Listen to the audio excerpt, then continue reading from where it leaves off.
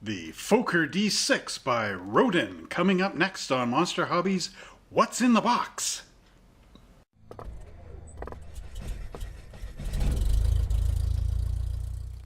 Hello once again, my name is Trevor Selesky and welcome back to another episode of Monster Hobbies, What's in the Box? And today we're going to look at Roden's Fokker D6. Now this airplane was used in March of 1918 as the war was starting to turn in favor of the Allies.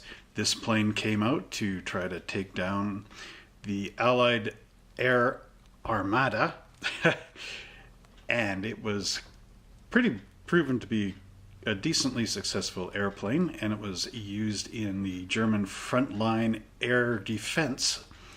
So, without further ado, let's go down and see what's in the box. And now we take to the air on the side of the Axis, the Germans, as we look at the Fokker D6 by Roden. So, I'm going to cheat a little bit because I already have the end of the box open. So let's just spill out all the components. And right away you can see the wonderful decal sheet. And on the back of the box here, it shows you where they all go. And that's a really cool German camouflage pattern that consisted of odd-shaped little interlocking diamonds and things. So let us start by first looking at our big instruction sheet. And here we have some Russian or Greek right here, then English, and then German. So on June 1918, during second fighters competition, Fokker prepared some new planes. After competition, prototypes V9 and V11 received good references from pilots, and German IDFLIG recommended. Okay, so what was happening here, just as a rundown, is that they would have a competition between the airplane manufacturers of World War I to see which airplanes would be best suited for combat before they actually produced stuff and sent it up there. So that's basically telling you how it went for this airplane. Okay, so now we're looking at the parts explosion, which is always nice that they give you this. So there seems to be two screws, an A and a C.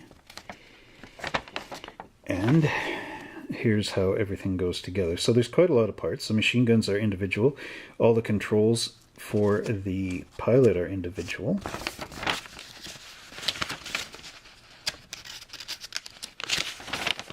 There's our fuselage going together and the highly detailed pieces for the construction. Wings going on the top and wheels underneath. Now this airplane shared the same body, and not really, maybe some of the wings, with the Fokker triplane, the Fokker, and the Fokker D8. So if you're ever making these out of balsa wood, you can easily use the Fokker D7 wings with the Fokker D8 body to build your own Fokker D6. So here's a couple of the different paint schemes that they used. And of course they use those lighter squares underneath, so when you're looking up in the sky you wouldn't see the plane so much, and the darker ones, so if you're looking from on top of the airplane you wouldn't see the ground, or you would miss the airplane for the ground. That's what I'm trying to say. So they give you three options to paint your plane. Now let's look at these great decal sheet again. So here we have these very thin German crosses.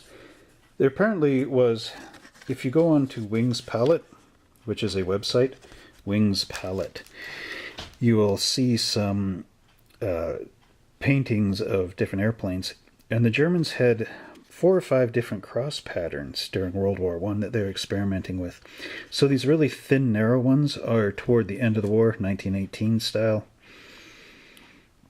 But as you can see, you get one for the bottom of the top wing, a different one for the top of the bottom wing, and so on. Oh no, that's the main wing. That's the bottom wings. Yeah, quite a neat pattern. Even has it for the wheels, front and back. So now, let's take a look at our parts tree. which I've already opened. And hooray! The parts are molded in white, which allows me to actually see them better on this gray background. So let's zoom in right to there and look at our wings on the top.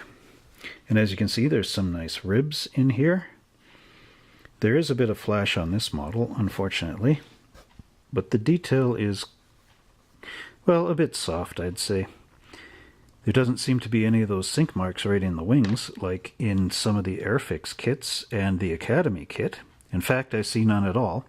So that's always a bonus. You don't have to try to maneuver your knife in some kind of weird way in order to see them. So, yeah. The struts actually have little tab bars in there, which is accurate to the real thing. So try not to cut those off if you're using your hobby knife. And there is the fuselage and that nice little cowl there. It's almost like a skull in a way. I've seen some of the pilots, World War I, would paint eyes around the openings and sort of teeth and stuff on it.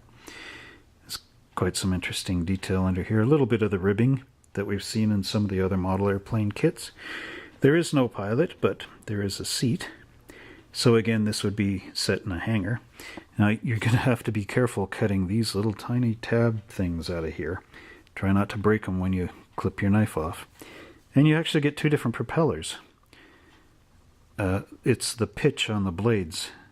One has got more dig to it and the other is flatter. And that basically brings us to the end of our review of the Roden Fokker D6. Well, we hope you enjoyed that episode of Monster Hobbies What's in the Box, where we got to look at the Roden 1/72nd scale Fokker D6, a very formidable airplane at the end of World War I. Now, if you would like to support our YouTube channel and help us make more videos, please make a donation to us by following back at our YouTube homepage. In the banner, there's a little PayPal button. You can click there and do the rest. And if you'd like to see what airplanes we have available, please check them out at www.monster-hobbies.ca, and I will put a little link down below in this video description so that you can see our model airplane kits that are available. And if you'd like to see some unboxings of more famous World War I airplanes, please check them out here, here, and here. And like and subscribe to us right here and click the notification bell so you will always be alerted as to when we make new videos. And until next time, happy flying!